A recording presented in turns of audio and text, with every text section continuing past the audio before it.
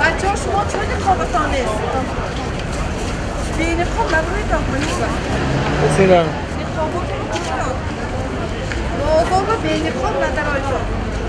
گلچهره رحیمова ساکنی شهر اسفره در فرصت‌های فارغ از کار اساسی مدیری آثارخانه تاریخ کشورشناسی در هیئت گروه ترغیباتی بخش فرهنگ شهر جهت پیشگیری از پهنشوی و سرایت‌یابی از کرونا ویروس نو کووید 19 در مکان‌های سیرآدم شهر با کار فهماندهی مشغول می‌شود.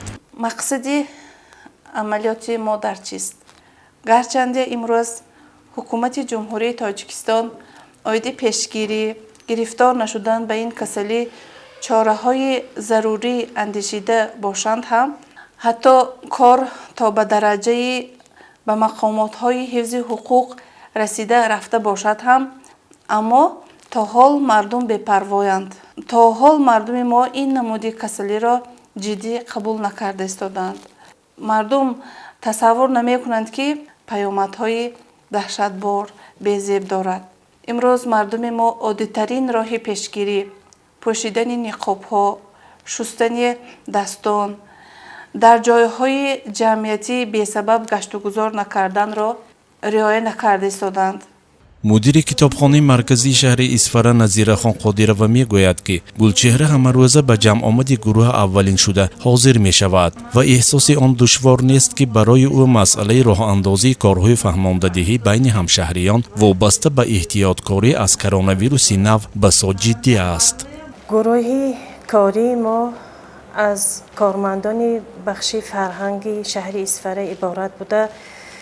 آنها کارمندان کتابخانه‌های مرکزآینده شهر اسفره، کارمندان آثارخانه کشورشناسی، کارمندان مؤسسه‌های فرهنگی را در بر می‌گیرد و همه روزه ما در مرکز شهر، در ایستگاه شهری، در بازارها از مجمعی پیوند سر کرده تا بازار مرکزی، ایستگاه مرکزی شهر تا نزد پرچم فعالیت ترغیباتی خود را دوام داده ایستاده. وقتی که ما به جایهای جمعیتی حدودی خودمان برای تبلیغ خود میبراییم اکثریت مردم بی‌نقابند و ما اعتراض میکنیم که به بازار در آمدید حتما نقاب کنید، بی‌نقاب ممکن نیست. اما برعکس حال مردم با ما خرخشه میکنند، مناظره میکنند، بحث میکنند یا نقاب خریده دهید میگن و حالتهای هم شد که ما نقاب خریده دادیم. این نقاب که گرفتم برای سلامت خودتان ما برای جمعیت آن نیچوبا این نقاب محافظتی چه خیلی محافظانه میکنن تونوکا گفتم ما 2 ساعت به یه باری باز میکنیم شما نمیخوام باکشته کنتم با اون تمام تاوی سلامتی خودتان دست خودتان انده نه فقط خودتان بچه هایم احتیاط کنید همین اهل خانواده همین برآمدارسگیش نظارت کنید تا نقاب کنند همه باید نقاب کنند. حاضر در این شرایط همین روزه بعضا بی‌طرفی آدمان نسبتی این مناسبت با نقاب‌های محافظتی مسافه بین یکدیگری در بازارها بیشتر پریشان می‌کند. گلچهره رحیمова میگوید که فعالناکی زیادی او در هیئت گروه ترغیباتی به آن خاطر است که 3 ماه پیشتر از کووید 19 سرایت یافته 1 ماه پوره تا شفایابی تمام اذیت آن را چشیده است و نمیخواهد که نفر دیگری به این حال افتد. او خصوصا نگران نفران کهنسال و معیوب و یکه و تنهاست که شاید نه همه آنها از پنجه ویروس نو به آسانی رها یافته توانند.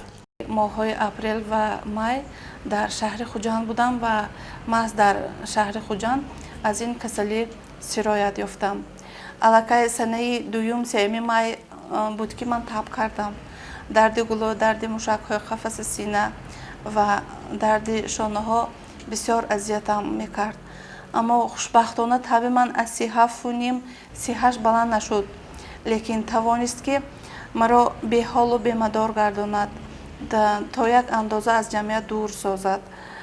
گفتنی هستم که وقتی که کس گرفتاری این بیماری می شود علاقه پیشگیری ها، تبلیغات، وارستن ها گفتم ممکن یاردم نمی دهد، یعنی لازم هم نمی شود تا خود آدم را تماما یأس و ناامیدی، پریشانی فرا می گیرد.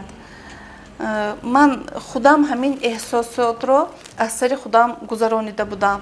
از روز اولین پیدایش همین کسلی من کارمندان کمک اولی طبی سانیتری شهرمان را با خبر کرده بودم. دکتران این مؤسسه با راهبری سردکتری این مؤسسه طبی، همون همشیره ها هر روز با من در تماس بودند، آمده از حال من نظارت می بردند.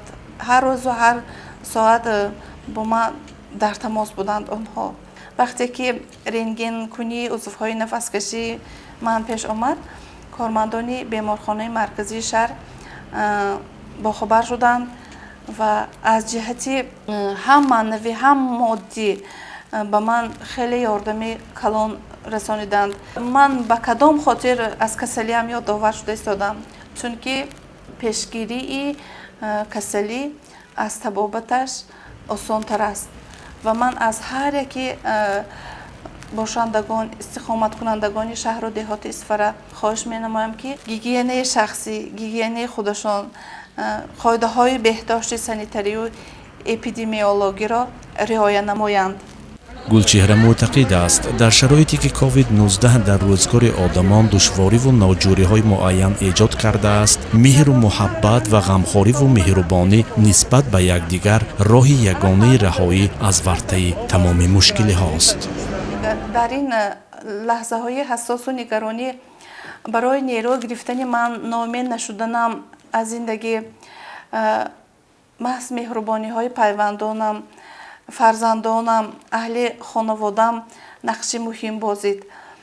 همه روزه، هر ساعت و هر لحظه سایه مهربانی عائله‌ام از سرم دور نبود. روزی نبود که از دوستانم پیام نگرفته باشم. روزی نبود که از احوالم آنها پرسان نشده باشند. فقط روحاً مرا پیوندانم، نزدیکانم، دوستانم همراهی میکردند، دعا میفرستادند. محض دعاهای همونها بود که من باعث شد که من شفای کامل و عاجل پیدا کنم. بسیار خواهش میکنم، همگان را دعوت می نمایم که مهم است که به قدر عزیزان در زندگیشان برسیم، آنها را در زندگی دریابیم، در زندگی خدمتشان را کنیم و هیچ چیز را به روزی مبادا پس نگذاریم. شاید افتخار خدمت نمودن، یاری دادن به کسی، دردمندی را دردش را شنیدن، حاجتمندی را برآوردن مبادا نصیب نکند، چنانه که این وبا برایمان ثابت ساخت. شاید هر روز روزی مبادا باشد و باید هر روز کنار هم باشیم، دست به دستی هم باشیم، قرار گیریم، به درد همدیگر درمان باشیم، هم فکر یکدیگر باشیم. این خوابتون رو بریدم؟ دستاتون اول شویتانه؟ یعنی خواب کچه نبریدم سرم؟ دستم سالون که ششتم. آنسپتیک زدم.